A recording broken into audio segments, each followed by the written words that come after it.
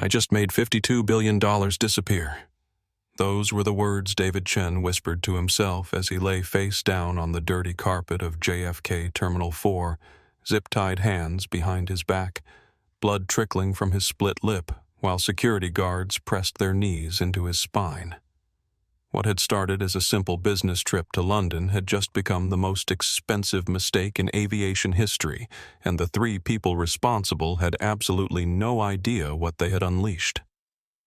The rain hammered against the floor-to-ceiling windows of JFK's first-class lounge like an angry fist, each drop exploding into smaller fragments that raced down the glass in chaotic rivulets, blurring the view of the tarmac beyond where planes sat like sleeping giants, their wings heavy with water and delay. Inside the lounge, the atmosphere was a carefully curated bubble of luxury and calm, where the scent of expensive espresso mingled with Italian leather and the subtle cologne of travelers who measured their worth in private jets rather than commercial flights. In the far corner away from the bustling buffet and the mahogany bar where business executives nursed their scotch and discussed deals that could shift global markets, sat a man who looked completely out of place.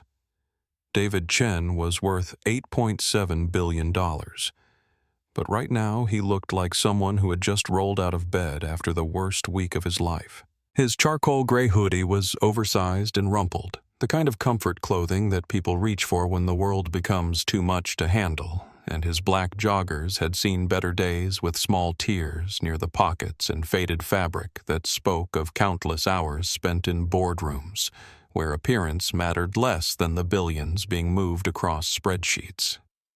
His Nike Dunks were scuffed and beaten, the leather creased from years of wear, and his baseball cap was pulled low over his eyes, casting shadows that made him look more like a college student trying to catch a few hours of sleep between classes than one of Wall Street's most feared operators. The massive, noise-canceling headphones over his ears weren't playing music.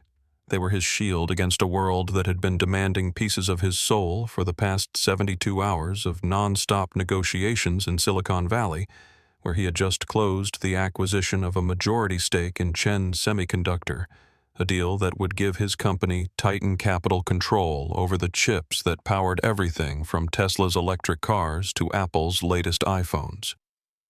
The negotiation had been brutal. A chess match played with billions of dollars where every word mattered and every pause could cost millions. But David had emerged victorious, adding another cornerstone to an empire that had started with nothing more than his mother's life savings, and a dream that seemed impossible for a kid from Oakland whose parents had worked double shifts just to keep the lights on. He stared out at the rain-soaked tarmac, watching ground crews in bright yellow rain gear scurrying between planes like ants, their movements quick and efficient, despite the weather that had turned the afternoon into a gray, miserable canvas of delayed flights and frustrated travelers. His phone buzzed against the leather armrest of his chair, and he glanced down to see a text from Jamie Dimon, the CEO of J.P. Morgan Chase, whose bank had just transferred $4.2 billion to complete the acquisition. "Deal is funded," the message read in that crisp, efficient style that bankers used when moving amounts of money that most people couldn't even conceptualize. "Congratulations, David.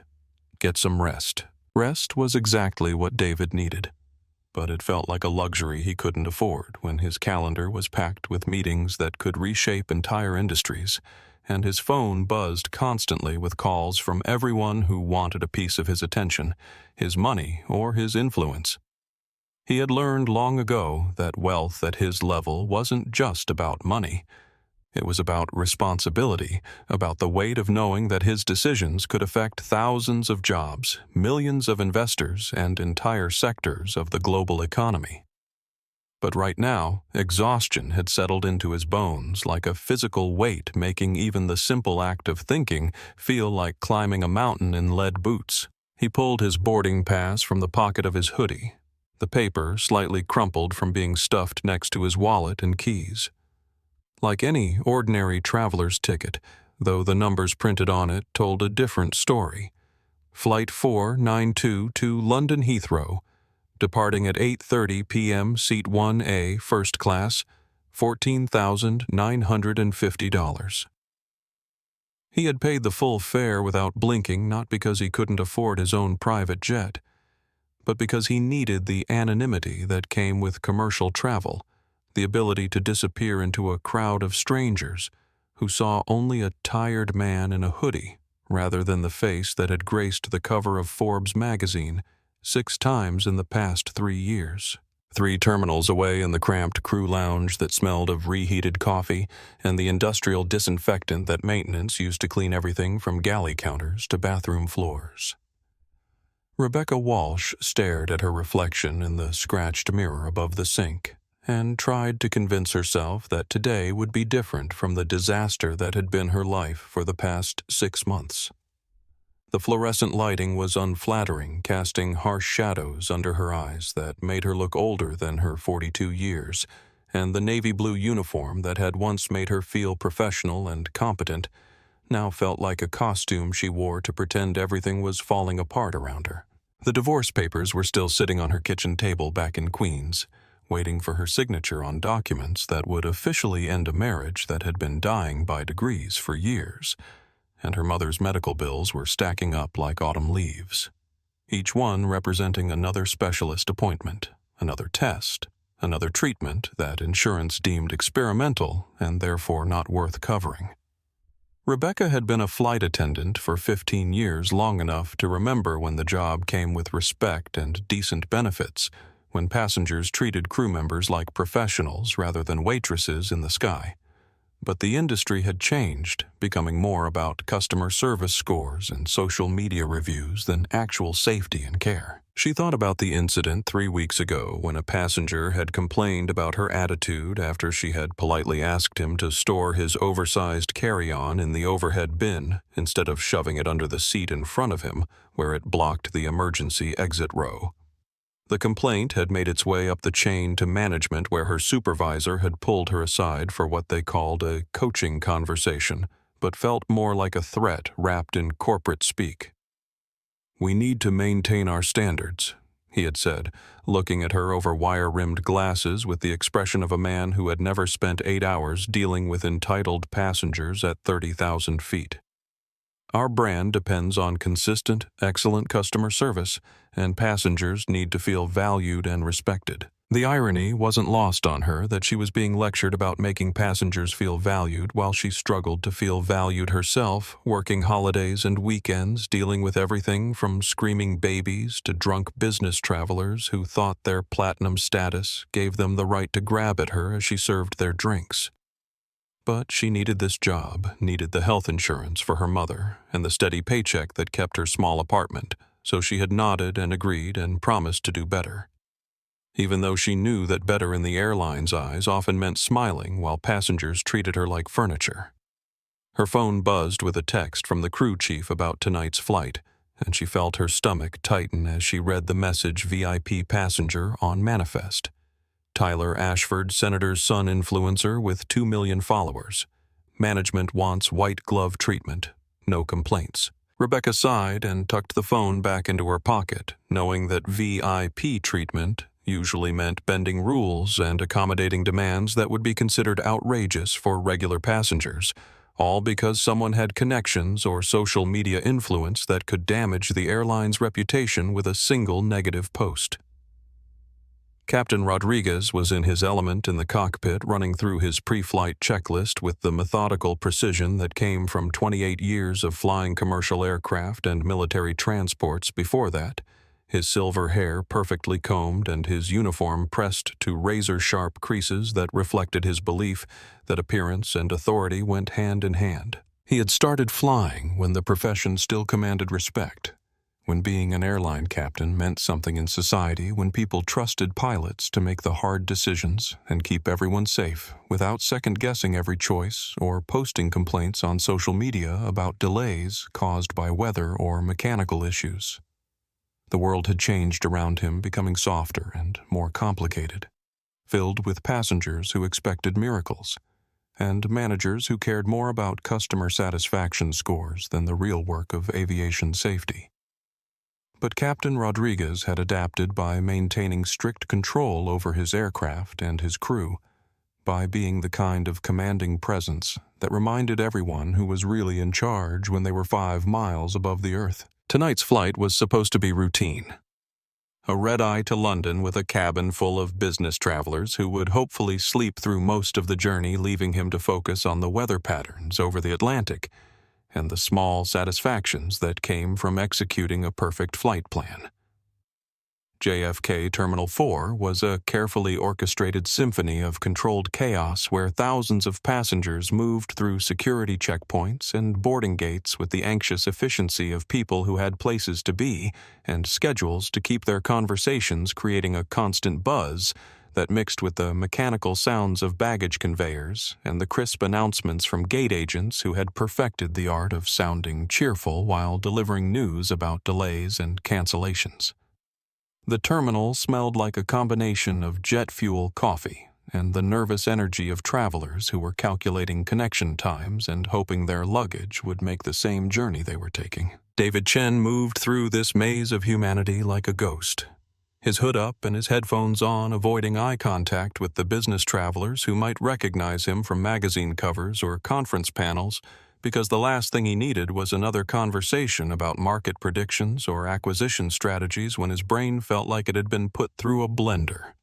He had learned long ago that anonymity was a luxury worth paying for, especially in airports where a single conversation with the wrong person could end up as gossip in the financial press, or worse, leaked information that could affect stock prices and cost his investors millions.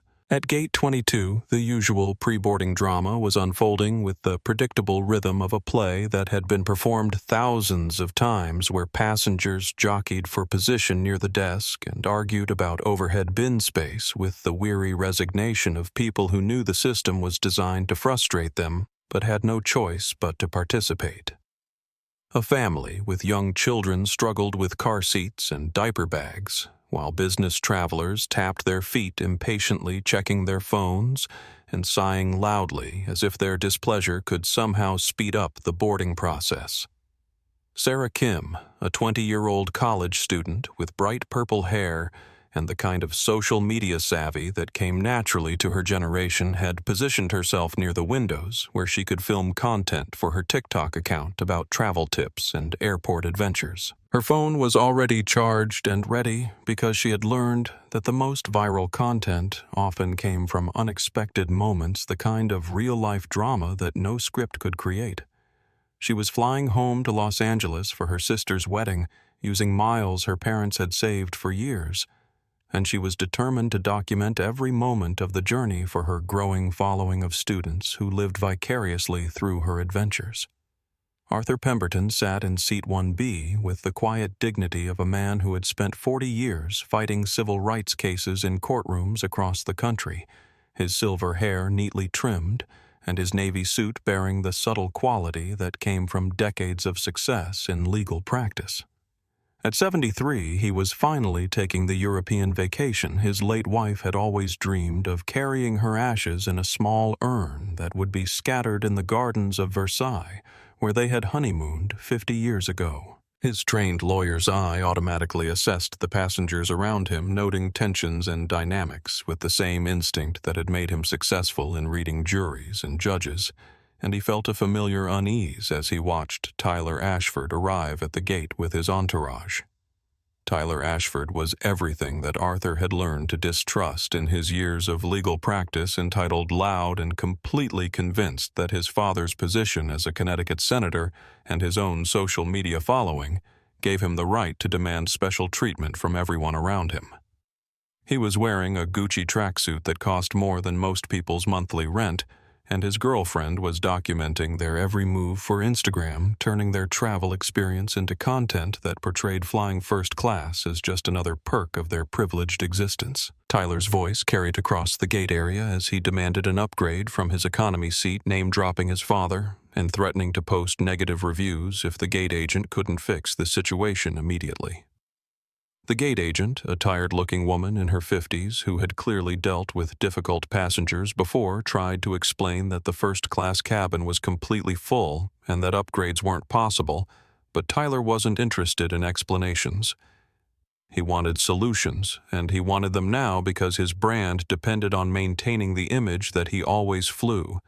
First class, always stayed in the best hotels, always lived the kind of lifestyle that his followers aspired to achieve. His threats weren't subtle if Skyreach Airlines couldn't accommodate him properly. His 2 million followers would hear about it, and in the age of social media, that kind of negative publicity could cost an airline millions in lost bookings. The boarding process began with the mechanical efficiency that airlines had perfected over decades of moving human cargo first-class passengers filing down the jet bridge with the confident stride of people who had paid for priority treatment, followed by the business-class travelers, and then the increasingly desperate economy passengers who hoped their carry-on bags would fit in whatever overhead space remained. David Chen waited until the final boarding call timing his arrival to avoid the crowds and the small talk that inevitably came when people recognized him. But as he walked down the jet bridge, his phone buzzed with yet another message that demanded his attention. The cabin of Flight 492 was a study in controlled luxury with soft blue LED lighting that was designed to calm passengers' nerves and leather seats that whispered of comfort and exclusivity. But the atmosphere was tense with the kind of barely controlled chaos that came from an overbooked flight and a crew that was dealing with too many demands from too many different directions. David found his seat 1A and immediately began the ritual of settling in for a long flight, storing his battered leather duffel bag in the overhead compartment and adjusting his seat to the fully reclined position that would hopefully allow him to catch a few hours of sleep before landing in London. He pulled his hood up and closed his eyes, trying to block out the sounds of passengers arguing about armrest space and overhead storage, the crying of a baby somewhere in economy class, and the flight attendant's cheerful announcements about safety procedures and meal service. All he wanted was unconsciousness, the blessed relief of sleep that would carry him across the Atlantic Ocean and deliver him to London refreshed and ready for the merger meeting that could reshape the semiconductor industry. But rest seemed as elusive as it had been for the past 72 hours of non-stop negotiations and phone calls. The first tap on his shoulder felt like an accident, the kind of inadvertent contact that happened when flight attendants squeezed past passengers in the narrow aisles, so David ignored it and tried to drift back toward sleep. The second tap was more insistent, a deliberate poke that demanded attention, and David reluctantly slid one side of his headphones off and opened his eyes to see Rebecca Walsh looming over him with the kind of forced smile that service workers used when they were about to deliver bad news but needed to maintain professional courtesy. Sir Rebecca said, her voice loud enough for the other first-class passengers to hear, which David immediately recognized as a power play designed to create social pressure. "I need to see your boarding pass." Her tone carried an edge of suspicion that made it clear this wasn't a routine request, and David felt the familiar tightening in his chest that came whenever he encountered the kind of casual discrimination that successful black men learned to navigate on a daily basis, the assumption that he didn't belong in spaces of privilege and power. David's voice was raspy with exhaustion as he replied, "I showed it at the gate." "Is there a problem?" He was already calculating the potential disruption this might cause, wondering if this was the kind of situation that would require him to assert his authority and possibly cause a scene that could end up on social media, or if it was just a misunderstanding that could be resolved with patience and diplomacy. But Rebecca's expression told him that this was more than a simple mistake, and her next words confirmed his worst suspicions.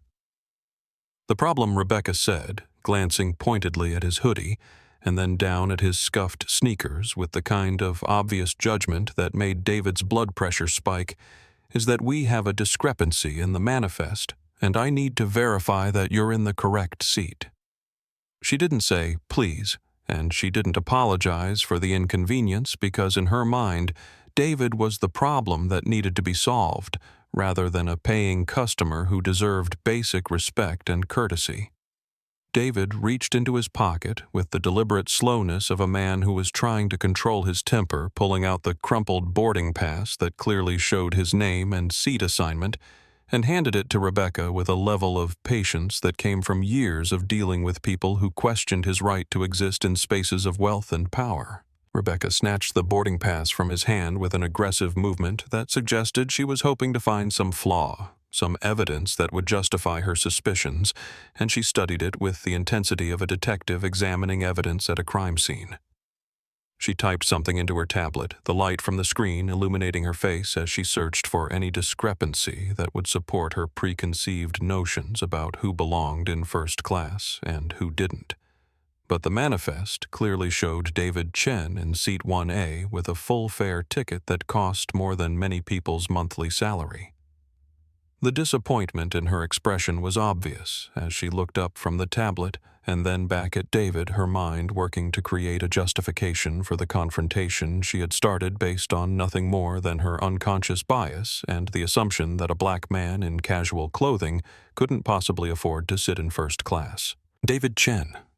She read aloud from the boarding pass, her voice carrying a note of skepticism that suggested she believed the name might be fake or stolen, because in her limited worldview, wealthy people had a certain look, and David didn't fit the stereotype she carried in her head.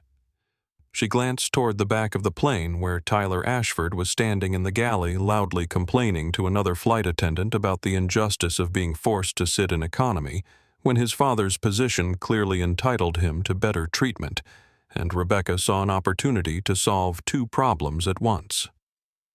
"Is everything all right?"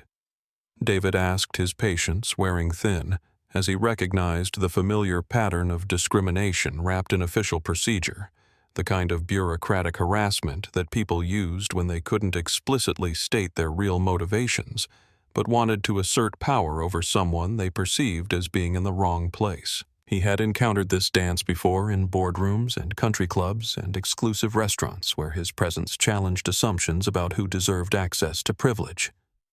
"No, it's not," Rebecca said, straightening up to her full height as if physical intimidation might work better than bureaucratic pressure. "I need you to gather your things and follow me to the galley." Her tone had shifted from fake politeness to barely concealed hostility, and David felt the familiar surge of anger that came from being treated like a criminal for the crime of existing while black in a space that others believed should be exclusively white. Why David's question was simple and direct, the same approach he used in boardrooms when executives tried to justify decisions with circular logic and bureaucratic nonsense. But Rebecca was prepared with an answer that revealed the real motivation behind her harassment, even though she tried to dress it up in official policy. "Because, sir," she said, putting a sarcastic emphasis on the word sir that made it sound like an insult rather than a courtesy, "this seat is double booked, and per airline protocol we prioritize our Diamond Medallion members, and since I don't see Diamond status on your profile, you're in the wrong seat." The lie came easily to her lips because she had convinced herself that she was protecting the airline's standards and maintaining the quality of service that first-class passengers expected, rather than engaging in the kind of discriminatory behavior that had been illegal for decades. David's response was calm and measured the tone of a man who had learned to control his emotions in high-stakes negotiations where showing anger could cost millions of dollars. But inside, he was calculating the potential responses to this escalating situation and wondering how far Rebecca was willing to push her power play. "I paid $14,950 for this seat," he said, his voice carrying the quiet authority of someone who was accustomed to being taken seriously when he spoke. "I'm not moving." "You paid?"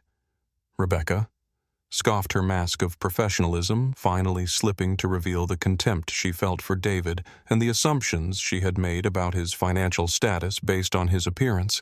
"Or you used miles or maybe an employee pass?"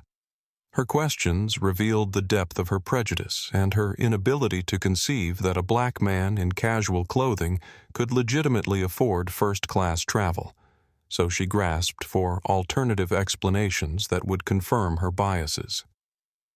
"I paid cash," David replied, pulling out his American Express Centurion card, the black metal catching the cabin lights as he held it up for her inspection. Check your tablet again, Rebecca. I'm sleeping. He put his headphones back on and closed his eyes, a gesture of dismissal that should have ended the confrontation, but instead served to escalate it because Rebecca wasn't prepared to have her authority challenged by someone she had already decided didn't deserve respect. Rebecca's face flushed red with a combination of embarrassment and rage as she realized that her assumptions had been completely wrong and that she had just humiliated herself in front of a legitimate first-class passenger. But instead of apologizing and backing down, she doubled down on her mistake with the kind of stubborn pride that turns small errors into catastrophic disasters.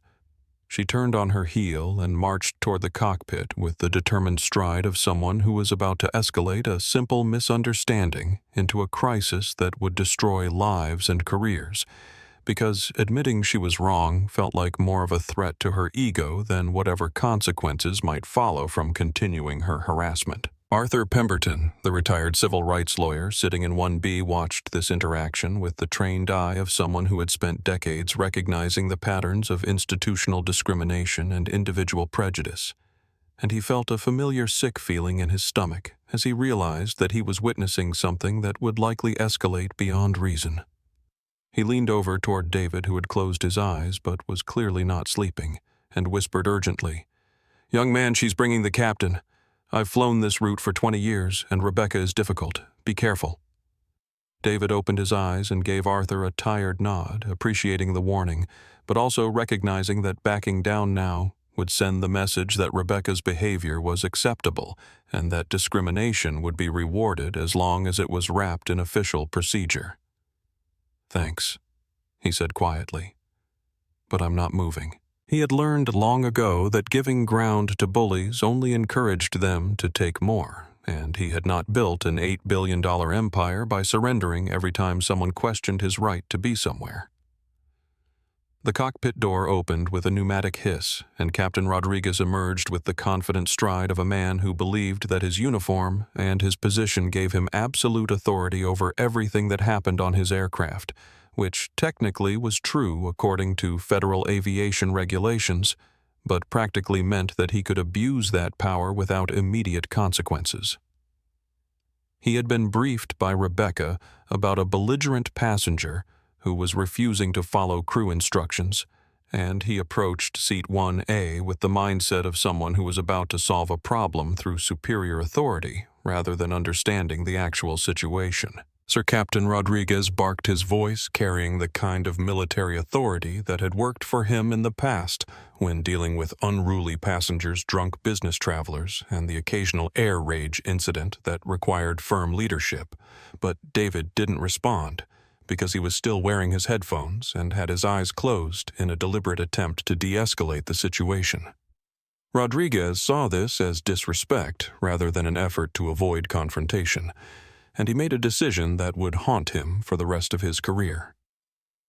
Without warning or justification, Captain Rodriguez reached down and physically yanked the headphones off David's head, a violation of personal space and physical autonomy that sent shockwaves through the first-class cabin as other passengers realized they were witnessing something that crossed the line from professional authority into personal assault. The cabin went silent except for the ambient sounds of the aircraft systems, because everyone understood that they had just witnessed a moment when the normal rules of civilized behavior had been abandoned. David slowly turned his head to look at Captain Rodriguez, and the rage in his eyes was controlled but unmistakable, the kind of cold fury that came from a lifetime of dealing with people who believed that their authority gave them the right to treat him like property rather than a human being deserving of basic respect.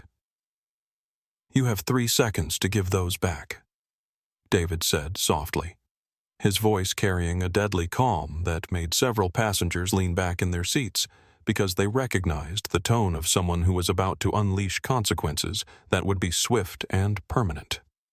"I am Captain Rodriguez," the pilot replied with the arrogance of someone who believed that stating his title was sufficient justification for any behavior. "You are delaying my aircraft."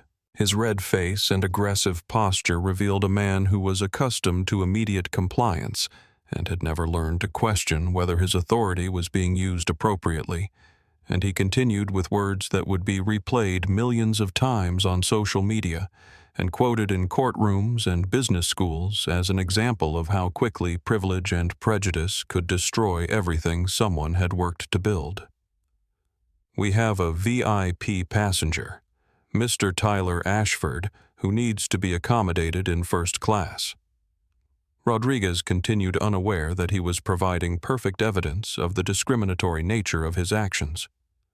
"We are overbooked and you have been selected to be deplaned." The word "selected" hung in the air like a confession, because everyone in the cabin understood that David hadn't been randomly chosen but had been targeted because Rebecca and Rodriguez had made assumptions about who deserved to fly first class based on appearance rather than the actual payment of a full fare ticket. David looked past them toward Tyler Ashford, who was standing near the galley with his phone out, filming the entire interaction with the delighted expression of someone who thought he was documenting entertaining drama rather than career-ending discrimination.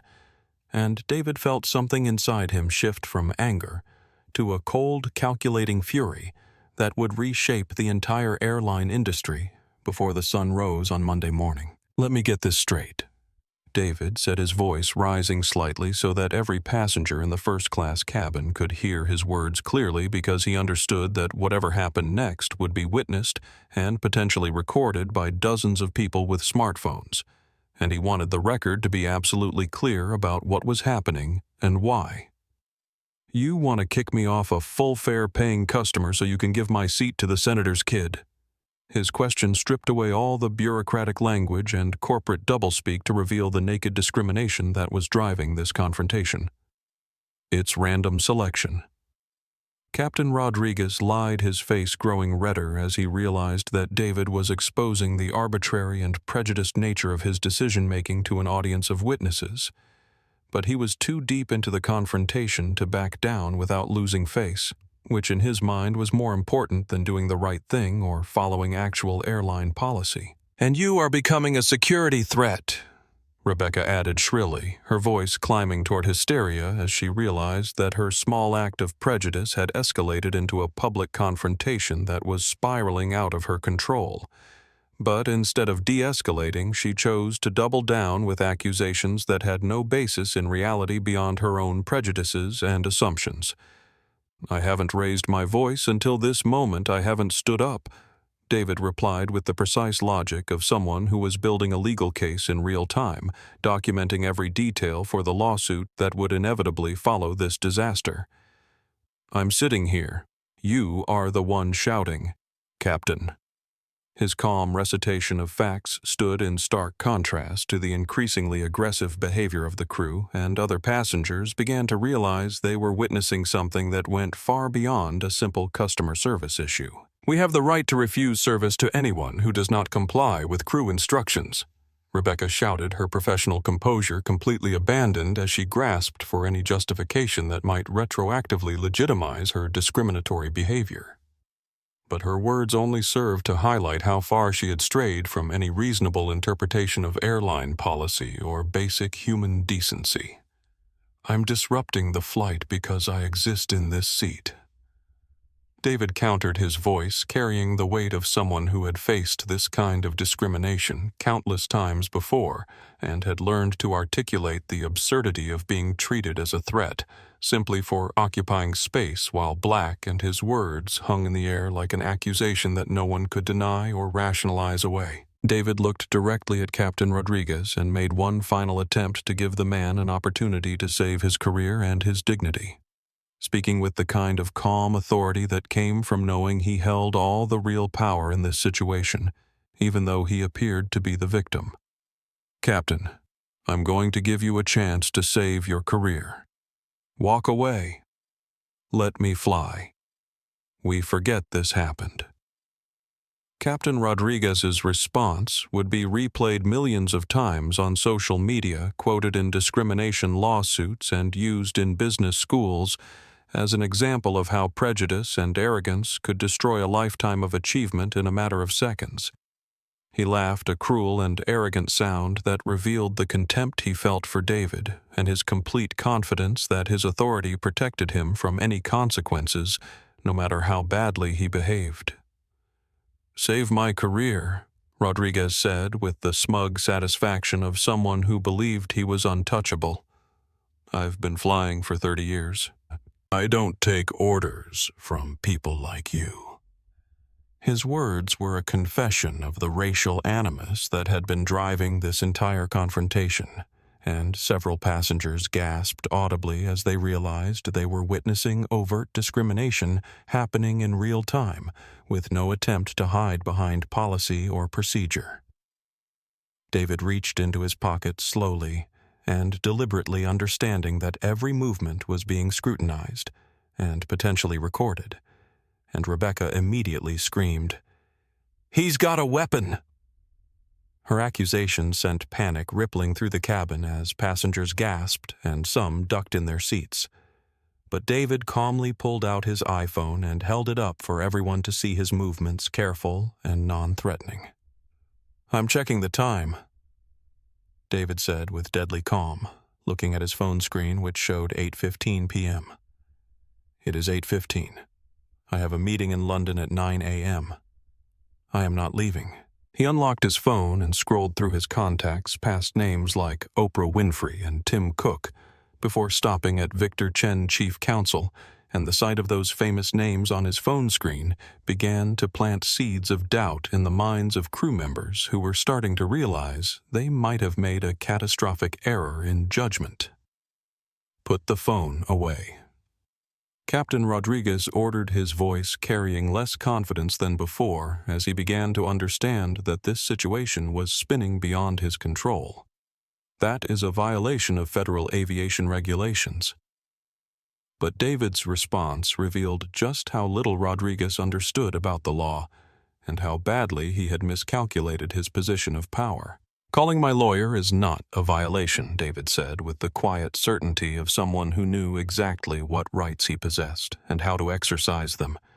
And Rodriguez realized that he had backed himself into a corner where his only option was to escalate to violence or admit that he had been completely wrong from the beginning. "That's it," Rodriguez said, keying his radio with shaking hands security to the aircraft. "We have a level 3 disturbance in first class row 1 requesting immediate removal." His words would trigger a chain of events that would destroy not only his own career but the entire airline he worked for, because he had just officially requested that a paying passenger be forcibly removed for the crime of refusing to give up his legitimately purchased seat to accommodate someone with political connections. Heavy footsteps thundered down the jet bridge as 3 airport security contractors squeezed into the aircraft, their tactical vests and aggressive postures immediately changing the atmosphere from a customer service issue to a potential violent situation. And passengers throughout the cabin began pulling out their phones to record what was clearly about to become a viral incident that would be studied for years as an example of how quickly institutional prejudice could escalate to brutality. The security contractors who boarded Flight 492 were not police officers trained in de-escalation and community relations. They were private security guards hired by the airport authority to handle problems quickly and efficiently, without regard for the subtleties of customer service or the complexities of civil rights law. The lead officer, whose badge identified him as Sergeant Thompson, was a man who had peaked during his high school football career and spent the subsequent 20 years trying to recapture that feeling of dominance through his work in security, where he could exercise physical authority over people who couldn't fight back without facing serious legal consequences. "Where is he?" Thompson asked with the bored aggression of someone who had done this dozens of times before and saw David as nothing more than another unruly passenger who needed to be reminded of his place in the hierarchy.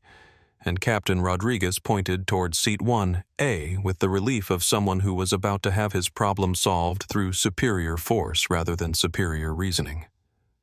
"Seat 1. Rodriguez said, his voice carrying a note of vindication, as if the arrival of security validated all of his previous decisions. Refusing orders, hostile, possibly intoxicated. His lie about David being intoxicated was a calculated addition designed to justify whatever level of force might be necessary to remove him because drunk passengers were considered more dangerous and therefore deserving of rougher treatment. "I haven't had a drink," David said, clearly speaking to the recording phones rather than to Thompson, because he understood that his words might be the only protection he had in a legal system that often favored the testimony of authority figures over the complaints of civilians, especially when those civilians were black men who challenged the assumptions of white police officers and security guards. Thompson didn't ask questions about what David had actually done wrong, didn't attempt to understand the situation or de-escalate the tension, because his training and his temperament predisposed him toward physical solutions to complex problems, and he saw David's calm demeanor as defiance rather than reasonable behavior from someone who was being illegally harassed. Up now, Thompson grunted, grabbing David by the shoulder of his hoodie with unnecessary force, but David had prepared for this moment and understood that his response would determine how the situation would be perceived by the millions of people who would eventually see the video footage that was being recorded from multiple angles throughout the cabin. "I am not resisting," David said clearly, raising his hand so that every camera could see that he was not threatening anyone or fighting back, "but I am not walking. If you want me off, you have to carry me." His strategy was brilliant in its simplicity. He would not give them any justification for claiming he was violent or uncooperative, but he would also not make their illegal removal easy by voluntarily complying with an unjust demand. "And remember," David added, gesturing toward the rows of passengers behind him who had their phones raised and recording their cameras. His words were both a warning and a promise. Whatever happened next would be documented and shared with the world, and the people responsible would be held accountable for their actions in the court of public opinion, if not in a court of law. "Have it your way," Thompson said, with the satisfaction of someone who enjoyed using force and saw David's nonviolent resistance as justification for whatever brutality might follow, and he signaled to his partners to grab David's legs while he maintained his grip on the torn fabric of the expensive hoodie that had been purchased from a boutique in Beverly Hills, but now looked like the clothing of any ordinary passenger who was being treated like a criminal. The next 30 seconds were captured from multiple angles by passenger phones and would eventually be viewed by hundreds of millions of people around the world, becoming one of the most shared videos in social media history and a defining moment in the ongoing conversation about racism, corporate power, and the treatment of passengers by airlines. Thompson didn't just lift David from his seat. He struck him, driving his knee into David's ribs with the kind of deliberate force that was designed to cause pain and establish dominance rather than simply remove a passenger who was not fighting back. The sickening crack of David's rib breaking echoed through the quiet cabin like a gunshot, and several passengers gasped or cried out in horror as they realized they were witnessing an assault rather than a routine removal. But David didn't fight back or cry out in pain because he understood that showing any aggression would be used to justify whatever additional violence might follow. They dragged him down the aisle of the aircraft like a sack of garbage, his head bumping against armrests and his shoe falling off as Tyler Ashford laughed and shouted, "Bye-bye, broke boy," for his Instagram story, completely oblivious to the fact that he had just recorded evidence of his own involvement in a discrimination case that would destroy his social media career and his father's political aspirations within hours of the video being posted online. Outside on the jet bridge, David was thrown face first onto the dirty industrial carpet while Thompson pressed a knee into his back and zip-tied his wrists behind him, the plastic cutting into his skin and cutting off circulation to his hands as he tasted blood from where his lip had split against the rough fabric when they threw him down. But as he lay there, cheek pressed against the stained carpet that thousands of passengers had walked on, David Chen didn't cry or beg or show any of the submission that his captors expected. Instead, he started to laugh a low and terrifying chuckle that made Thompson lean down nervously to ask, "Something funny, tough guy," because he had never encountered a victim who responded to brutality with amusement rather than fear or anger. and David's response would be quoted in business schools and legal textbooks for decades as an example of how quickly the balance of power could shift when someone understood the real dynamics of wealth and influence in modern society. "Yeah, David," wheezed through his broken rib and split lip, his voice carrying a note of dark satisfaction that made Thompson step back unconsciously.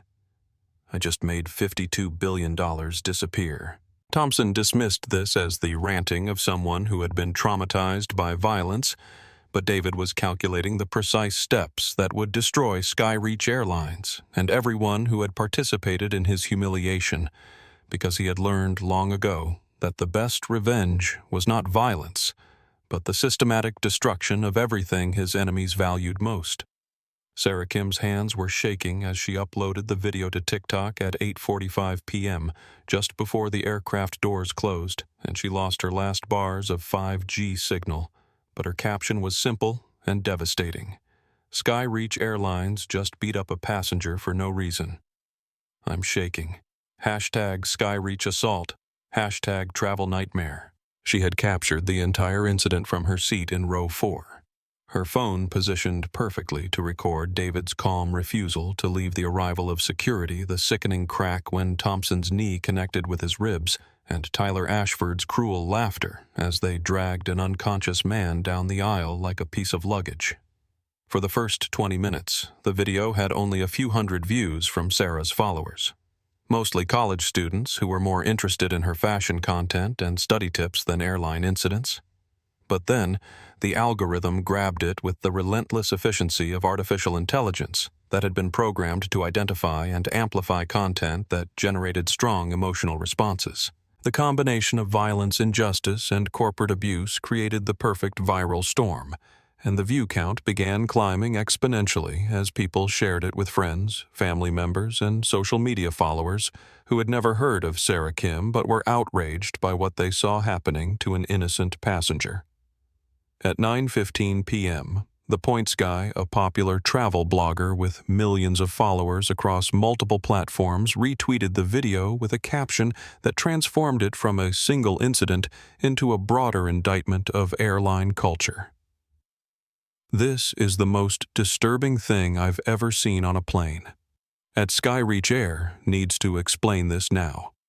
His platform gave the video credibility and reach beyond Sarah's college-age demographic, spreading it to frequent travelers, aviation professionals, and business executives who understood the implications of what they were watching.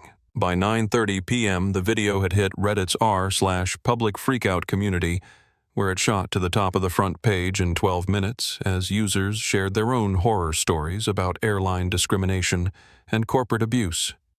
But the real turning point came at 9:45 p.m. when a Twitter user named @WallStreetCynic paused the video at the 14-second mark and zoomed in on David's face, his expensive watch, and the designer duffel bag that had been thrown carelessly into the overhead compartment.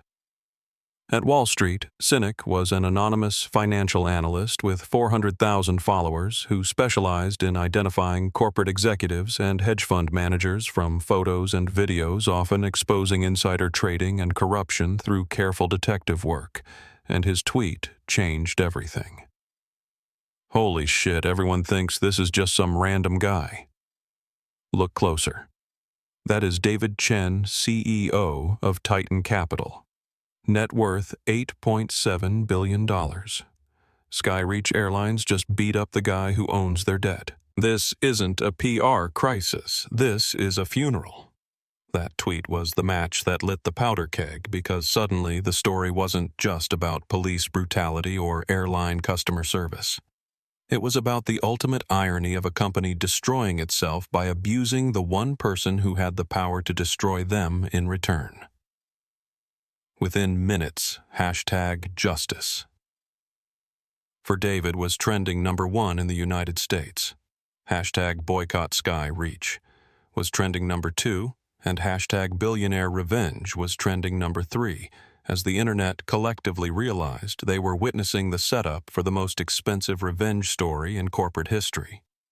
The narrative wrote itself with the kind of poetic justice that Hollywood scriptwriters could never have invented. The airline had judged a man by his hoodie rather than his bank account, not knowing they were attacking someone who could buy their entire company 10 times over with pocket change. It was every person's fantasy about standing up to corporate bullies, but with the added satisfaction of knowing that the victim had the resources to actually destroy his tormentors, rather than just filing a complaint that would disappear into a customer service database. Tyler Ashford, the influencer who had taken David's seat, connected to the plane's onboard Wi-Fi, completely oblivious to the digital firestorm that was consuming his reputation, and he made the fatal mistake of posting a selfie from seat 1A with a champagne glass and the caption, "First class, all to myself. Bye-bye drama. Hashtag Skyreach treats me right. Hashtag blessed. Hashtag first class life." He thought his followers would find his privilege entertaining, but instead he had just committed career suicide by celebrating his role in what millions of people now understood to be a racially motivated assault. Within minutes of Tyler's post, his comments section became a war zone as people flooded in with screenshots from Sarah's video side-by-side comparisons showing David being dragged away while Tyler celebrated taking his seat, and detailed explanations of how Tyler's father's political influence had been used to facilitate discrimination against a paying customer. Brands that sponsored Tyler began issuing statements distancing themselves from him. Gymshark energy drink companies and fashion labels all announced they were terminating their partnerships immediately because being associated with airline discrimination was corporate suicide in an era of heightened social consciousness. Tyler was being canceled in real time at 35,000 feet, watching his follower count plummet and his brand partnerships evaporate while the plane's slow Wi-Fi prevented him from fully understanding the scope of the destruction. And by the time Flight 492 began its descent into London, Tyler Ashford had gone from rising influencer to social media pariah. His father's Senate office was being flooded with angry calls demanding his resignation, and David Chen had become a symbol of dignity under pressure, and the power of consequence finally catching up with institutional racism. In the war room of Titan Capital, on the 45th floor of a Manhattan skyscraper, where the lights never went out, and the Bloomberg terminals never stopped, displaying the flow of global wealth. Victor Chen sat surrounded by 6 monitors that showed every market, every commodity, every currency fluctuation that could affect the $8 billion empire that David had built from nothing. Victor was David's oldest friend, his college roommate, his best man, and his general counsel, a man who had been paid $7 million per year to be a shark in a $1,000 suit. And tonight, he was about to justify every penny of that salary by orchestrating the complete financial destruction of Skyreach Airlines. The after-hours markets were already bleeding when Victor began his systematic dismantling of the airline's financial foundation, because algorithmic trading programs had detected the massive viral video and begun selling Skyreach stock automatically. But Victor's attack was surgical, precise, and absolutely devastating in its scope and efficiency. He had spent the first hour after David's call reviewing every loan agreement, every bond covenant, every credit facility that connected Titan Capital to Skyreach Airlines, and he had discovered that David's company held the key to the airline's survival in ways that even David hadn't fully realized. Execute Phase 2. Victor said into his headset, speaking to a trader in Singapore who would begin dumping convertible bonds on the international markets while New York slept, and the trader's voice crackled back with nervous uncertainty about the scope of the destruction they were about to unleash. Dump the convertible bonds. All of them. Market price. I don't care about the loss. Just get them off the books. Sir, the trader replied, his voice tight with concern. If we dump bonds at this volume, we will crash the bond rating. Skyreach's credit spread will explode. They won't be able to borrow money for fuel by Monday morning. The trader understood the implications of what Victor was asking him to do. It wasn't just selling an investment. It was deliberately destroying a company that employed 40,000 people and served millions of passengers annually. Did I stutter? Victor asked with the cold efficiency of someone who had been trained to execute David's orders without question or hesitation, because their friendship was built on absolute trust and the understanding that David's judgment had made them both wealthy beyond measure. Sell. His command triggered a cascade of financial destruction that began in Singapore and spread westward with the rotation of the Earth, as markets in London, Frankfurt, and New York picked up the selling pressure and began dumping Skyreach stock with the mechanical efficiency of computer programs that had been designed to follow trends rather than question their underlying logic. The red line on Victor's screen began forming at 2:15 a.m., a vertical drop that represented the evaporation of billions of dollars in shareholder value and the systematic destruction of a company that had taken decades to build. But Victor felt no sympathy for the investors who were losing their retirement funds or the employees who would lose their jobs because they had all been complicit in a culture that allowed paying customers to be beaten and dragged off aircraft for the crime of existing while black. At 2:30 a.m., the domino effect began as hedge fund managers in London saw the alert about Titan Capital liquidating their entire Skyreach position and made the logical decision that if David Chen was running for the exit, they should follow without asking questions because Chen's reputation for predicting corporate disasters had made him one of the most closely watched investors in the world. Computer algorithms designed to protect portfolios detected the massive sell-off and triggered stop-loss orders, automatically creating a feedback loop where machines sold to other machines in an accelerating spiral of financial destruction. The stock price, which had closed on Friday at $42.50, was now trading in the dark pools at $28, representing the evaporation of $14 billion in market capitalization in less than 15 minutes. But Victor wasn't finished with his systematic destruction of everything Skyreach had built over its 70-year history as one of America's flagship airlines. He opened a secure email client and drafted a message to the International Swaps and Derivatives Association attaching the police report of David's assault and the loan agreement between Titan Capital and Skyreach Airlines with Clause 14. 2. B highlighted in red the material adverse change provision that allowed the lender to demand immediate repayment of the entire $4.8 billion loan if the borrower engaged in conduct that materially damaged their reputation or ability to operate.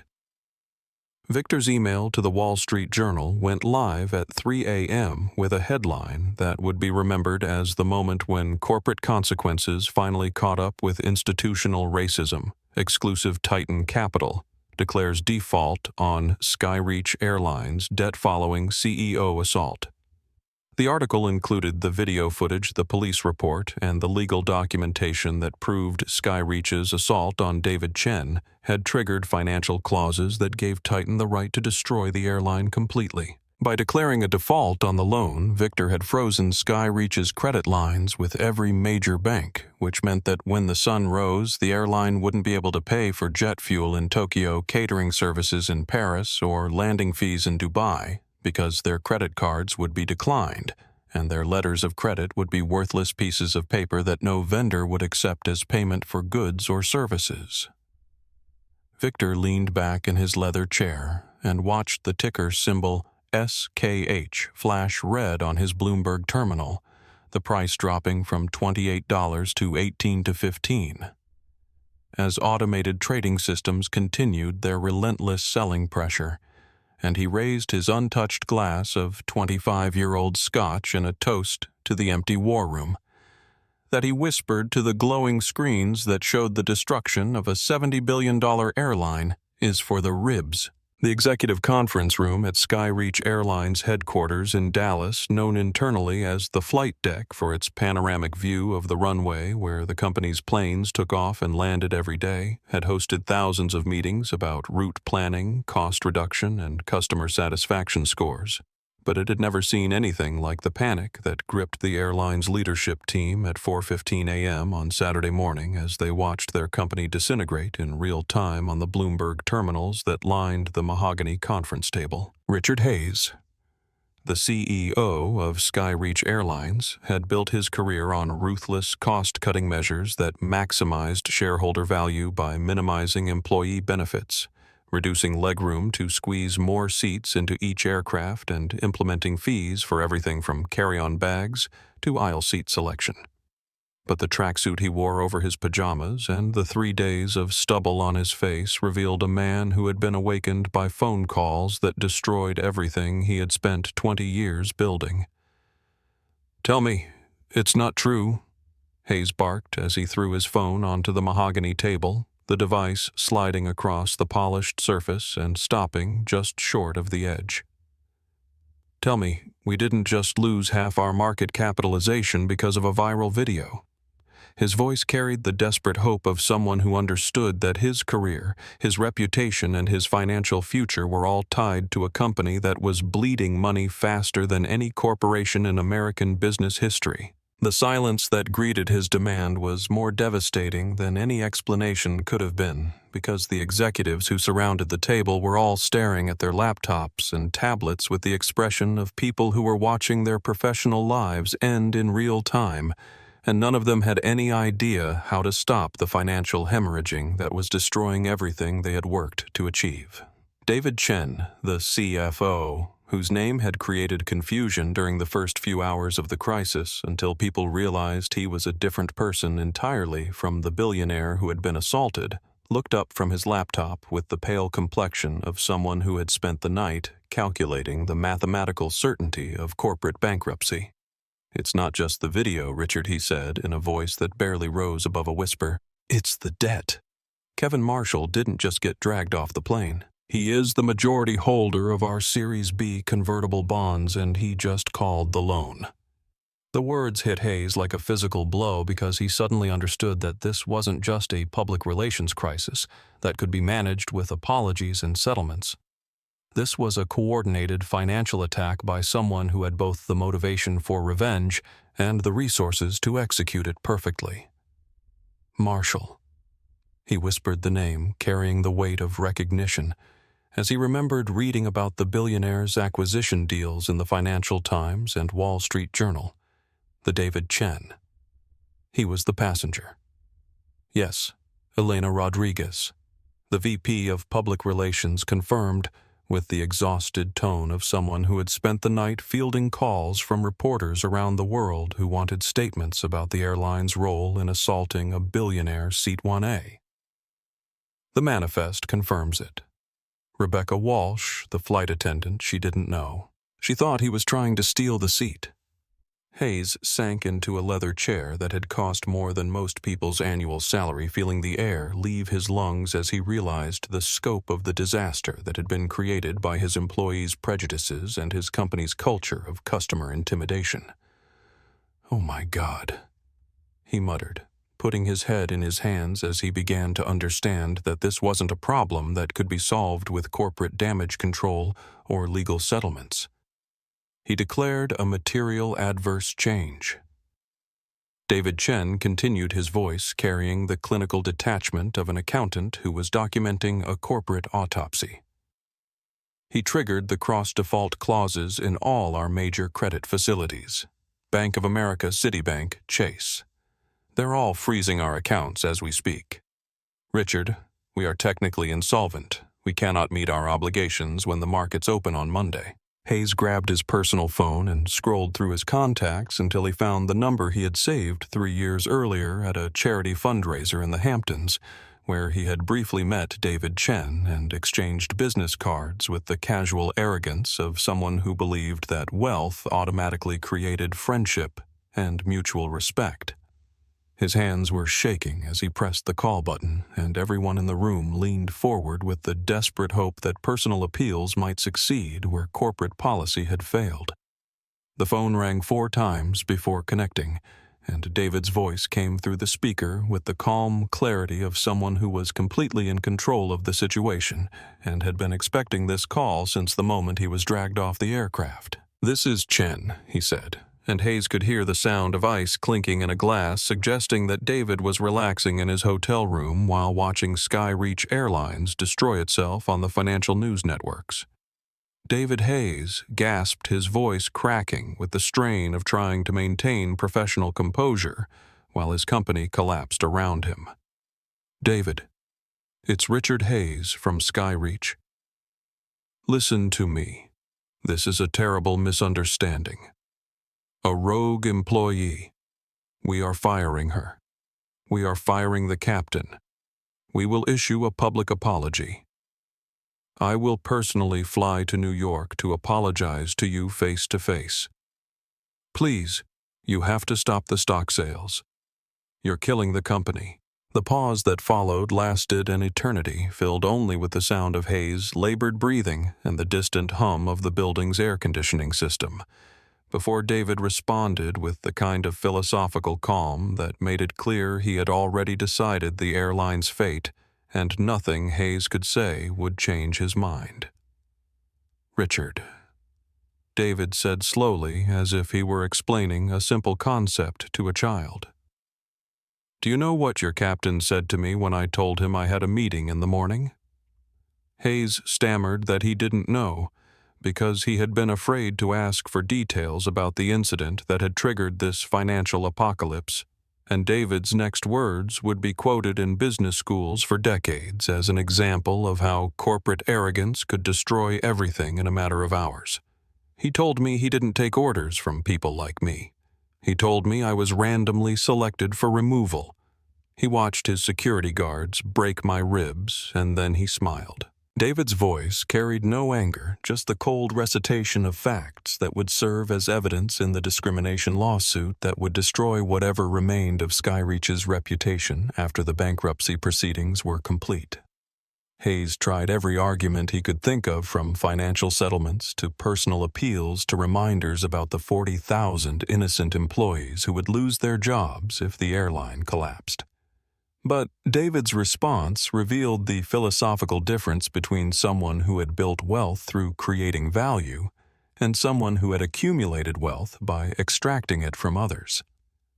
You should have thought about them before you built a culture where paying customers can be dragged off aircraft like criminals because they didn't look the part, David said, with the finality of someone who had made his decision and would not be swayed by last-minute appeals to mercy or sympathy.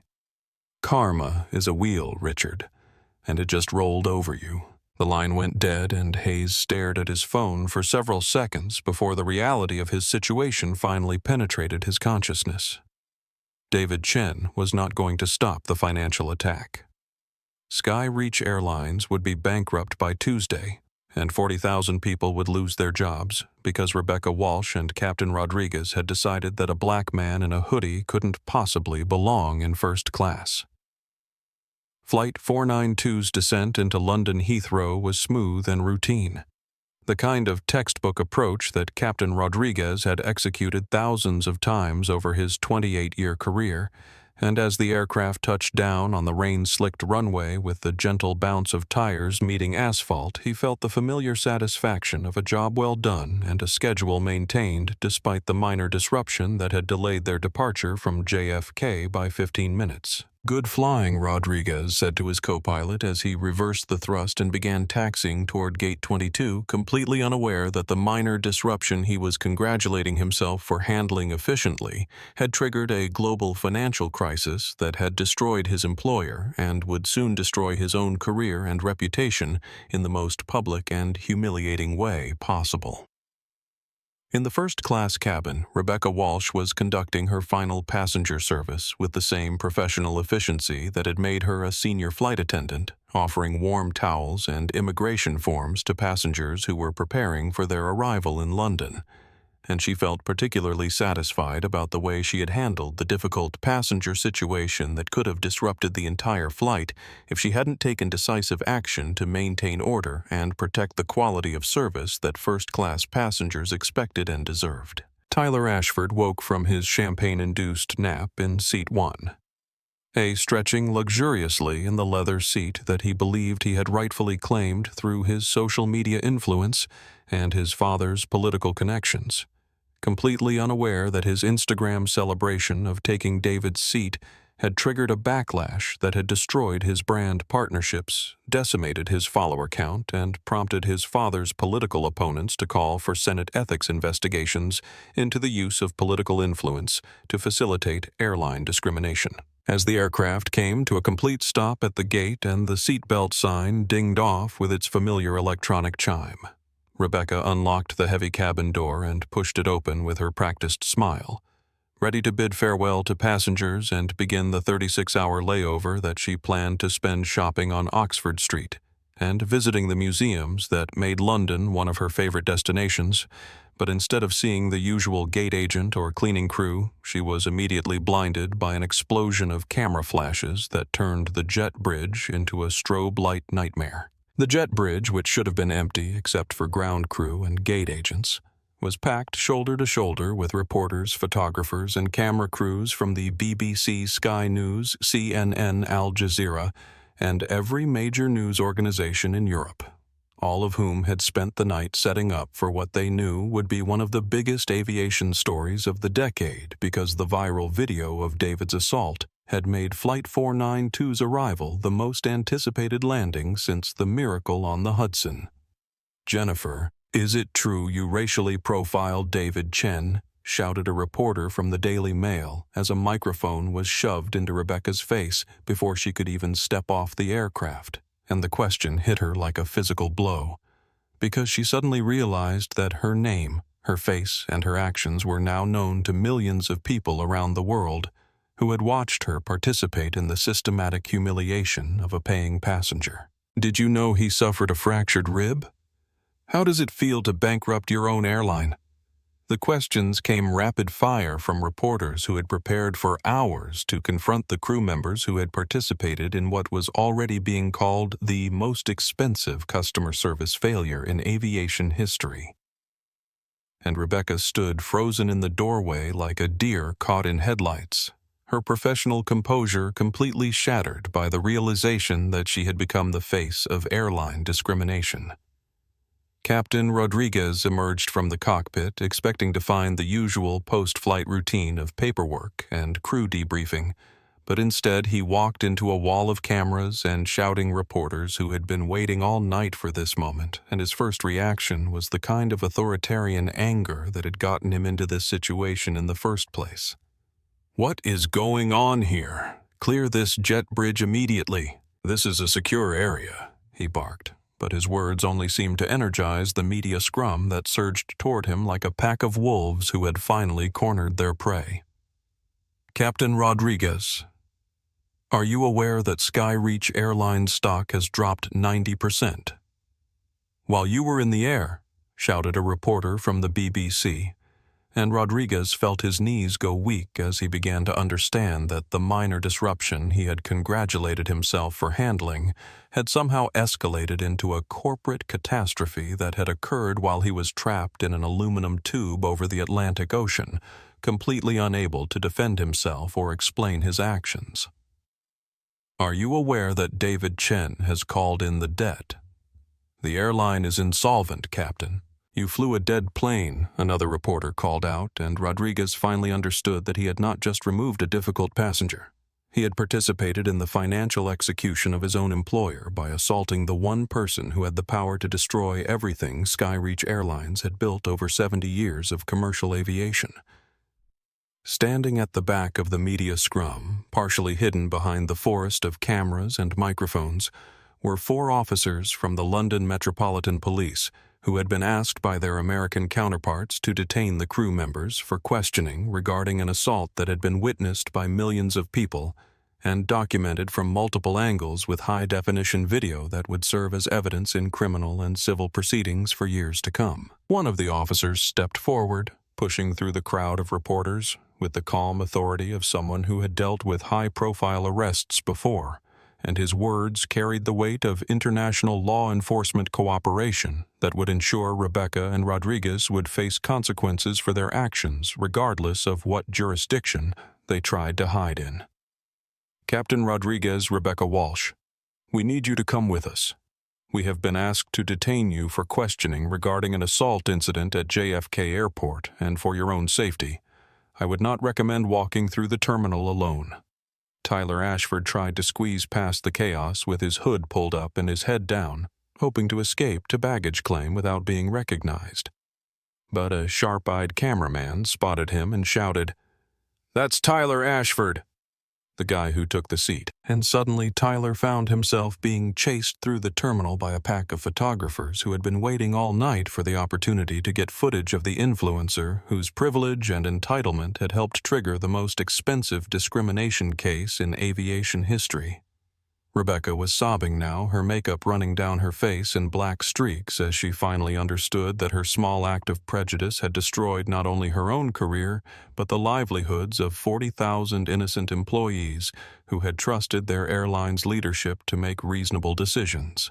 And Captain Rodriguez stood in stunned silence as he realized that his 30 years of flying experience and his spotless safety record meant nothing compared to the viral video that showed him authorizing the brutal assault of a passenger who had committed no crime other than existing while black in a space that Rodriguez believed should be exclusively white. Maria Santos stared at the termination notice in her hands, the white paper trembling slightly as she read the words that ended 15 years of perfect attendance, excellent performance reviews, and the kind of steady work that had allowed her to raise 3 children as a single mother while maintaining the dignity that came from honest employment with a company she had believed would take care of her until retirement.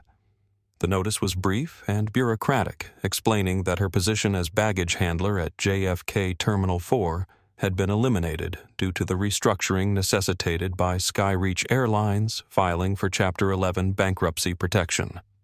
But those corporate words couldn't capture the human cost of losing the health insurance that covered her daughter's asthma medication or the paycheck that kept her small apartment in Queens affordable. She sat in her car in the employee parking lot looking through the chain-link fence at the Skyreach planes that would soon be painted in the colors of other airlines or sold for scrap metal. And she tried to understand how a single incident on a single flight could destroy the lives of so many people who had nothing to do with what happened in first class on Flight 492. The viral video had been playing on every news channel for the past week, and Maria had watched it dozens of times, trying to see some justification for the chain of events that had cost her everything she had worked to build. But all she could see was an exhausted passenger who wanted to sleep, and crew members who had let their prejudices destroy everything they touched. David Chen received daily briefings from Victor about the scope of the financial destruction they had unleashed, and each report included statistics that represented thousands of individual tragedies, like Maria's 40,000 jobs, eliminated pension funds, depleted suppliers, bankrupted, and entire communities devastated by the loss of their primary employer. Victor presented these numbers with the clinical detachment of someone who was paid to execute strategy without emotional complications. But David found himself thinking about the faces behind the statistics, the baggage handlers and gate agents and maintenance workers who had never met Rebecca Walsh or Captain Rodriguez, but were paying the price for their supervisor's failure to create a culture of respect and dignity. The weight of unintended consequences had been growing heavier each day, as David recovered from his broken rib in the luxury of his Manhattan penthouse where floor-to-ceiling windows offered a view of Central Park, and the kind of isolation that wealth could buy from the chaos of public attention that had made him one of the most recognizable faces in America. He had achieved the revenge he wanted, proving that actions had consequences and that corporate culture mattered more than profit margins. But victory felt hollow when it came at the cost of destroying innocent people who had been trapped in a structure they didn't create and couldn't control. Victor entered the penthouse office without knocking, carrying a tablet that displayed the latest financial reports and a bottle of champagne that he had brought to celebrate the completion of their systematic destruction of Skyreach Airlines. But David's expression made it clear that celebration was the last thing on his mind as he contemplated the difference between justice and vengeance, between holding people accountable and destroying entire communities because of the actions of a few individuals. "The asset auction is scheduled for next month," Victor reported with the satisfaction of someone who had orchestrated a perfect financial execution. "We can acquire their entire fleet for 30 cents on the dollar plus their terminal leases, maintenance facilities, and route authorities." Titan Air could be operational within 6 months with their infrastructure and our capital. He popped the cork on the champagne and poured 2 glasses, but David didn't reach for his glass because he was thinking about Maria Santos and thousands of other employees who would watch their former workplace being divided up like the spoils of war. David had spent the morning reading letters that had been forwarded from his public relations firm, messages from Skyreach employees who wanted him to know that they weren't all like Rebecca Walsh and Captain Rodriguez, that many of them had spent their careers treating passengers with dignity and respect, and that they were sorry for what had happened to him, even though they had no control over the actions of crew members they had never met. One letter in particular had stuck with him, written by James Murphy, a veteran pilot who had flown for Skyreach for 25 years and was now facing retirement without the pension he had counted on to support his disabled wife's medical care. I keep thinking about something David said quietly, looking out at Central Park where families were enjoying a Saturday afternoon in the sunshine, completely unaware that their peaceful day existed in the same world where corporate decisions could destroy thousands of lives in a matter of hours. My mother used to clean offices at night so she could take care of me during the day, and she would tell me stories about the executives who left their messes for her to clean up, how they never thought about who would have to deal with the consequences of their carelessness. Victor set down his champagne glass and studied his friend's face, recognizing the expression that meant David was reconsidering a strategy they had already executed successfully, and he felt a familiar concern that emotion might override the logical decision-making that had made them both wealthy beyond measure. David, you can't save everyone. Skyreach created their own culture. Their employees enabled it by staying silent when they saw discrimination happening. You didn't force Rebecca Walsh to profile passengers or Captain Rodriguez to authorize violence. But I forced Maria Santos to lose her job. David replied, holding up the letter that had arrived that morning from a woman who had worked 15 years without a single complaint and was now facing homelessness because of choices made by people she had never met in a first-class cabin she had never seen. She loaded baggage. She never hurt anyone. She's losing her apartment because I decided that revenge was more important than precision. The realization that had been growing in David's mind for the past week finally crystallized into a decision that would surprise everyone who knew him as a ruthless businessman who never showed weakness or sentiment in matters involving millions of dollars and corporate strategy. He understood that he had achieved his goal of proving that actions had consequences, but he also understood that the consequences had fallen on the wrong people, and that true power meant having the ability to rebuild rather than just destroy. Rebecca Walsh's new reality was a night shift at an Amazon fulfillment center in Dayton, Ohio, where she spent 8 hours walking on concrete floors, pulling items off shelves and packing boxes for customers who would never see her face or know her name. A job that paid $11 an hour and offered none of the travel opportunities or customer interaction that had made her proud to wear the uniform of a flight attendant for 15 years. The warehouse smelled like cardboard and industrial disinfectant, and the fluorescent lights cast the same harsh shadows that had made her look older in the crew lounge mirror. But now she understood that those had been the good days when she had a career instead of just a job. The letter she had written to David Chen had taken her 3 weeks to compose because she wanted to find words that could somehow bridge the gap between the person who had participated in his humiliation and the person she was trying to become through therapy, and the kind of honest self-examination that came from losing everything and having to rebuild from zero. She had rewritten it dozens of times, struggling to find a way to apologize that didn't sound like she was asking for forgiveness she didn't deserve or trying to minimize the harm she had caused through her prejudices and assumptions. Mr. Chen, the letter began. I know you have no reason to read this, and even less reason to believe it, but I need you to know that I understand what I did to you was wrong, not just because it cost me my job or because it destroyed my airline, but because it was a betrayal of every value I thought I held about treating people with dignity and respect. I have been going to therapy twice a week since the incident, trying to understand how I became someone who could look at a paying passenger and see a threat instead of a human being. And what I've learned about myself is harder to accept than losing everything I thought I had built. The letter continued for 3 pages, detailing her childhood in a household where her father had taught her that certain people belonged in certain places, and that maintaining social order required vigilance against those who tried to cross boundaries. They weren't supposed to cross lessons that had seemed harmless when she was young, but had grown into the kind of unconscious bias that allowed her to participate in discrimination while convincing herself she was just doing her job. She wrote about watching the viral video of herself and seeing a stranger whose cruelty shocked her, because she had never thought of herself as someone who could abuse power or hurt innocent people. But the evidence was undeniable and the shame was overwhelming. David's decision to visit Rebecca had surprised Victor and confused his security team, who couldn't understand why he would want to confront someone who had participated in his assault. But David needed to see for himself whether people could actually change, or if the public apologies and therapy sessions were just performance designed to rehabilitate damaged reputations.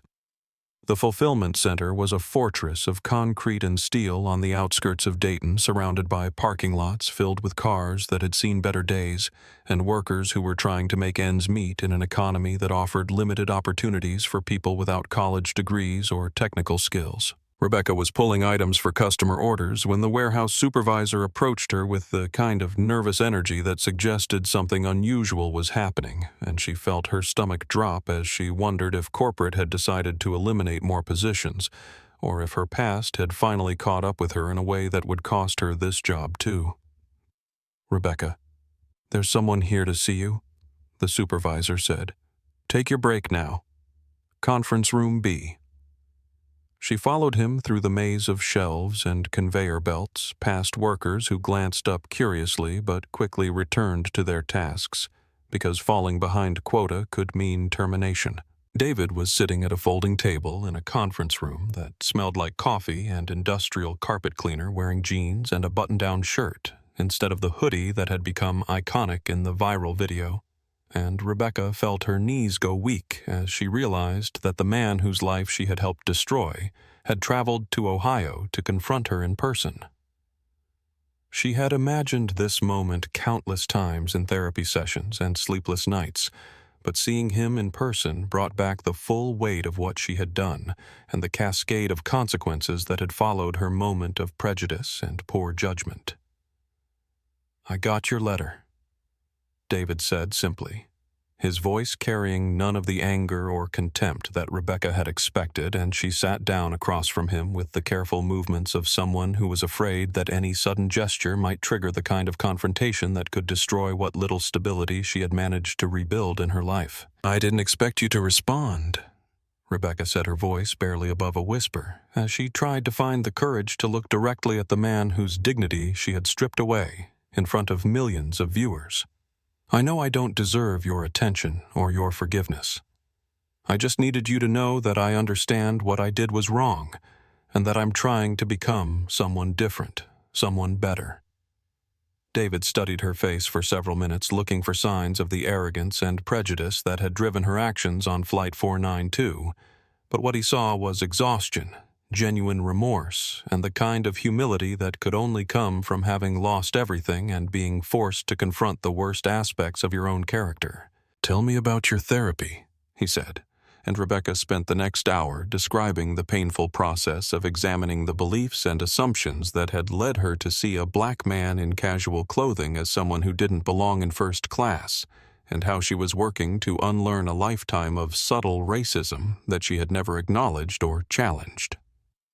The conversation lasted for 3 hours, covering everything from Rebecca's childhood in a racially segregated community to David's experiences with discrimination in the business world, and by the end, both of them understood that healing required more than just punishment or apologies. It required the kind of honest dialogue that could transform understanding and create the possibility for something better than the cycle of harm and retaliation that had destroyed Skyreach Airlines and thousands of jobs. Captain Rodriguez had refused all interview requests and declined to speak with reporters who tracked him to the suburban Florida apartment where he lived on Social Security and the part-time income from driving a shuttle bus for a car rental company.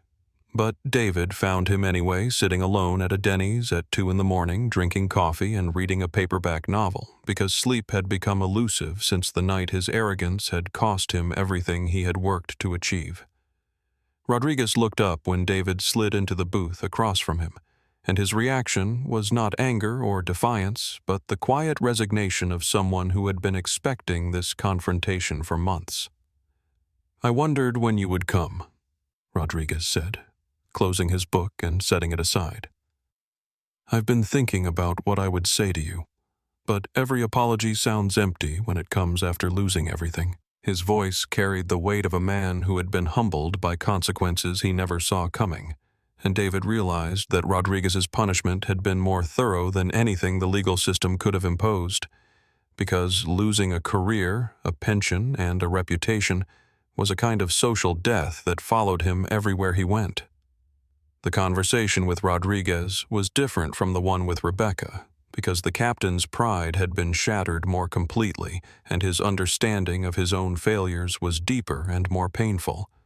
But it led to the same conclusion: people could change if they were willing to do the hard work of examining their biases and confronting the harm they had caused. And forgiveness was possible if it was earned through genuine transformation, rather than just requested through public relations campaigns. The therapy sessions had been Victor's idea, although David suspected that his friend's motivation was more about protecting the company from potential liability than genuine concern for David's emotional well-being.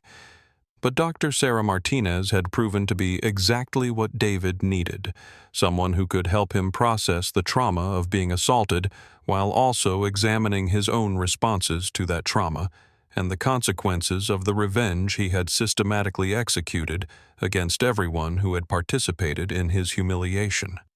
Dr. Martinez's office overlooked Central Park from the 32nd floor of a building that catered to the kind of high-profile clients who needed discretion as much as they needed healing.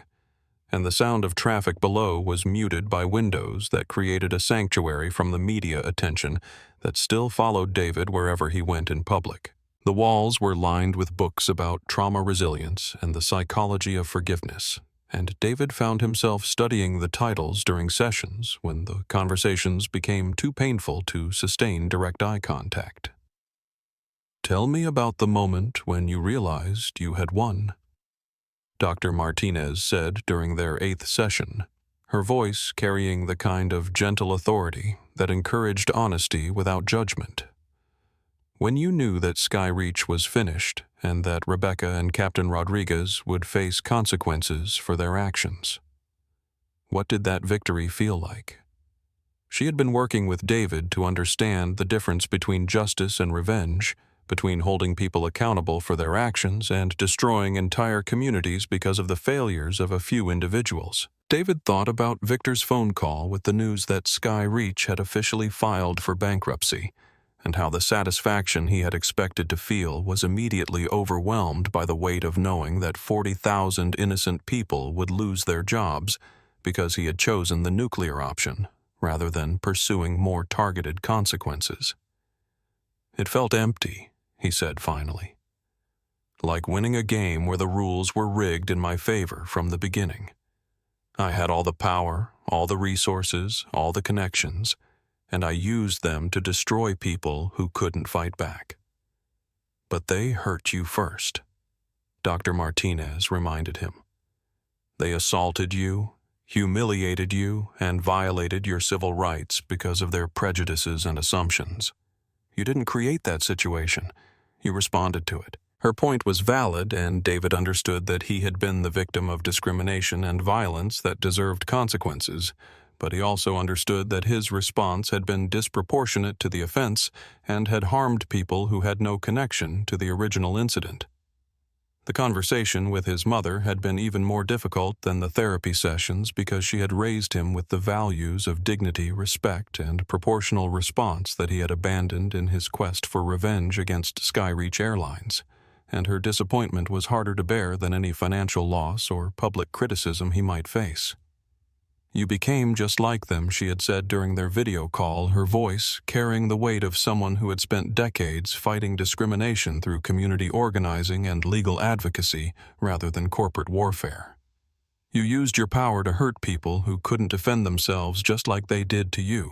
Victor's presentation about the acquisition opportunity was thorough and financially compelling, showing how Titan Capital could purchase Skyreach's assets for a fraction of their original value and create a new airline that would be profitable within 18 months. But David found himself thinking about Maria Santos and James Murphy and the thousands of other employees who would watch their former workplace being divided up like the spoils of war while they struggled to find new employment in an industry that was consolidating and eliminating jobs.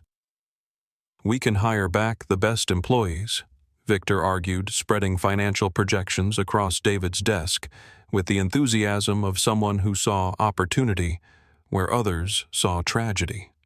"Cherry-pick the pilots, mechanics, and customer service representatives who weren't part of the discrimination culture. Create something better than what Skyreach was." His logic was sound from a business perspective, but David understood that even the best employees would be working for the man who had destroyed their previous employer, creating a power dynamic that would be uncomfortable for everyone involved. The decision to rebuild, rather than just replace, had been forming in David's mind for weeks, but it crystallized during a phone call with James Murphy, the veteran pilot who was facing retirement without his pension, when Murphy said something that changed David's entire perspective on what justice should look like in the modern economy. "I don't blame you for what you did to the airline," Murphy had said. "They created the culture that allowed Rebecca and Rodriguez to think they could treat passengers like criminals. But I wish there had been a way to change things without destroying the good people who were trying to make it work from the inside." David's announcement that he would create an employee assistance fund for displaced Skyreach workers surprised everyone who knew him as a ruthless businessman who didn't show sentiment in financial matters. But the fund was just the first step in a larger plan that would transform his approach to business from value extraction to value creation. He committed $50 million to help former employees transition to new careers, pay medical bills, and maintain their housing while they searched for new employment. But more importantly, he began planning a new kind of airline that would be built on principles of dignity, respect, and shared ownership, rather than the traditional model of extracting maximum profit from both employees and customers. Rebecca's unexpected appearance at the fund's job fair had surprised David's security team, who were prepared to remove her if she caused any disruption, but she wasn't there to confront David or seek personal redemption. She was there to volunteer her time, helping other displaced workers navigate the application process for retraining programs and financial assistance. Her transformation from discriminatory employee to diversity advocate wasn't complete or perfect, but it was genuine, and David realized that people's capacity for growth and change was often limited only by the opportunities they were given to prove they could do better. The inaugural flight of Phoenix Airlines took off from JFK's Terminal 4 exactly 1 year after David Chen had been dragged bleeding from Seat 1A of Skyreach Flight 492. And the symbolism was deliberate. The new airline was literally rising from the ashes of the company that had been destroyed by its own prejudices and poor judgment, but with a fundamentally different approach to everything from employee ownership to customer service that reflected the lessons David had learned about the difference between revenge and justice. The aircraft itself was one of the former Skyreach planes that David had acquired during the bankruptcy auction, but it had been completely refurbished with new seats, updated technology, and a livery that featured a phoenix rising from flames in gold and crimson against a deep blue background with the company motto painted in small letters near the cockpit, "All seats are earned." The motto was David's response to the assumption that some people deserved first-class treatment based on appearance rather than payment, but it also reflected the broader philosophy that respect and dignity should be universal rather than reserved for those with wealth or political connections. Maria Santos stood in the jetway wearing the navy and gold uniform of Phoenix Airlines customer service team, checking boarding passes and greeting passengers with the genuine warmth of someone who understood that every job was valuable and every customer deserved to be treated with courtesy, regardless of their ticket type or personal background. Her promotion to training supervisor had been based on her 15 years of perfect attendance at Skyreach and her ability to connect with employees who were learning to work for a company that actually valued their contributions, rather than treating them as expendable resources. The employee ownership program was the most radical aspect of Phoenix's business model, giving every worker, from pilots to baggage handlers, a financial stake in the company's success and a voice in the decisions that affected their working conditions and career opportunities. David had structured the ownership to vest over time, so employees who stayed with the company for at least 5 years would own 20% of the total equity, creating incentives for long-term commitment and shared responsibility for customer satisfaction and operational excellence. Rebecca Walsh's role as Director of Diversity and Inclusion had been controversial both inside and outside the company because many people believed that someone who had participated in discrimination shouldn't be trusted to prevent it. But David understood that the best teachers were often those who had learned from their mistakes, rather than those who had never been tested by moral complexity. Rebecca's training programs were unflinching in their examination of unconscious bias, and their focus on recognizing and interrupting discriminatory behavior before it could escalate to the level of what had happened on Flight 492. Captain Rodriguez had declined David's offer to join Phoenix as a training instructor, choosing instead to focus on community service and the kind of quiet redemption that didn't require public recognition or professional rehabilitation.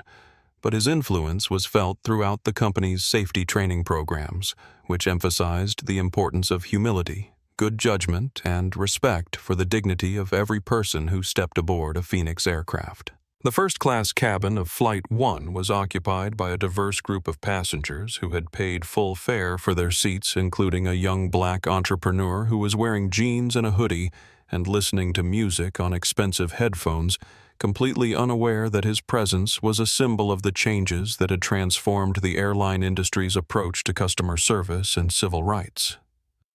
The flight attendant who served him champagne before takeoff was a former Skyreach employee who had been retrained in Phoenix's customer service philosophy, which emphasized treating every passenger as a valued guest regardless of their appearance, age, or background. Arthur Pemberton, the retired civil rights lawyer who had witnessed David's assault and testified in the subsequent legal proceedings, was flying Phoenix for the first time as he returned to London to visit his wife's grave and scatter the final portion of her ashes in the gardens where they had walked together 50 years earlier. He had chosen Phoenix specifically because he wanted to support a company that was trying to build something better rather than just maximize profits. And as he settled into his seat, he felt a sense of hope that progress was possible even in industries that had historically excluded people like him from equal treatment. The takeoff was smooth and routine, but as the aircraft climbed through 30,000 feet and leveled off for the flight to London, David Chen sat in the cockpit jump seat and looked out at the lights of New York disappearing below, thinking about the journey that had brought him from the broken ribs and zip-tied wrists of JFK's detention cell to the captain's chair of an airline that employed 1,500 people and served destinations across 3 continents. Tyler Ashford's rehabilitation had been slower and more tentative than Rebecca's, partly because his privilege had insulated him from consequences for most of his life, and partly because genuine change required more than just avoiding social media and working for his father's campaign. But his quiet volunteer work with organizations that helped formerly incarcerated people find employment had begun the process of understanding how his actions affected others and what responsibility meant beyond just avoiding negative publicity. The success of Phoenix Airlines was measured not just in profit margins and on-time performance, but in employee satisfaction, surveys that consistently ranked the company among the best employers in the aviation industry. Customer service scores that reflected genuine care for passenger welfare and the industry-wide changes that had followed David's example of holding airlines accountable for discriminatory behavior through financial consequences that were impossible to ignore or rationalize away. David Chen sat across from Oprah Winfrey in her Chicago studio, surrounded by cameras and lights that had documented conversations with presidents, celebrities, and transformational figures who had shaped American culture for decades. But the interview that would air during prime time and be viewed by millions of people around the world was different from the typical celebrity profile because it was an examination of how trauma could be transformed into purpose and how the choice between revenge and justice could reshape entire industries. So Oprah said, leaning forward with the genuine curiosity that had made her one of the most respected interviewers in television history, "It's been exactly 1 year since Flight 492. Skyreach Airlines is gone, liquidated, sold for parts. 40,000 people lost their jobs initially. The brand no longer exists. But Phoenix Airlines now employs 1,500 people, including many former Skyreach workers, and you've created a model that other companies are beginning to follow. Looking back, do you believe you made the right choice?" David considered the question carefully, understanding that his answer would be dissected and debated in business schools, civil rights organizations, and corporate boardrooms around the world, because the Phoenix model had proven that companies could be profitable while treating employees and customers with dignity. But the path to that success had been paved with the financial destruction of people who had committed no crime other than working for a company with a toxic culture. "I made the choice that felt necessary at the time," David replied, his voice carrying the measured tone of someone who had spent months in therapy examining his decisions and their consequences. "But if I could do it again, I would focus more on building than destroying. The real victory isn't that I had the power to bankrupt an airline that mistreated me. The real victory is that we proved you can create something better, something that treats everyone with respect and still succeeds financially." Phoenix Airlines had become more than just a transportation company. It had become a symbol of possibility in an economy where workers increasingly felt expendable and customers increasingly felt like sources of revenue rather than human beings deserving of courtesy and respect. The employee ownership program had been copied by companies in other industries, and the diversity training methods developed by Rebecca Walsh were being implemented by airlines, hotels, and retail chains that understood that preventing discrimination was more cost-effective than dealing with its consequences. Maria Santos had been promoted again, this time to Director of Employee Relations, where she worked with new hires to help them understand that their voices mattered and their contributions were valued. A philosophy that seemed simple but was revolutionary in industries where workers had traditionally been treated as interchangeable parts in a profit-generating machine. Her 3 children were all in college now, supported by scholarships from the Phoenix Education Foundation that David had established to help employees' families access educational opportunities that would have been financially impossible under the old airline industry model. Rebecca Walsh's speaking engagements had evolved from apology tours to educational presentations where she helped corporate leaders understand how unconscious bias operated in their organizations and what specific steps they could take to create cultures of inclusion rather than just diversity programs that looked good in annual reports but didn't change actual behavior. Her work was uncomfortable for executives who preferred to believe that discrimination was a problem that existed in other companies or other industries, but it was effective in creating the kind of systematic change that prevented incidents like Flight 492 from recurring. Captain Rodriguez had found peace in his community service work, teaching aviation safety to young people in underserved communities and helping former military personnel transition to civilian careers. But he had also become a quiet advocate for examining the ways that authority could be abused when it wasn't balanced with accountability and humility. His story was told in Phoenix's leadership training programs as an example of how good people could make terrible decisions when they allowed pride and prejudice to override their better judgment. Tyler Ashford's transformation had been the most surprising because his volunteer work with criminal justice reform organizations had led him to understand how privilege and connections created opportunities for some people while denying them to others. and his father's influence was now being used to support legislation that would make discrimination in commercial aviation a federal crime with serious financial penalties. The senator's political evolution from someone who used his position to benefit his family to someone who fought for systematic reform had been gradual, but it was genuine, and it reflected the broader changes that had followed David's decision to hold people accountable for their actions.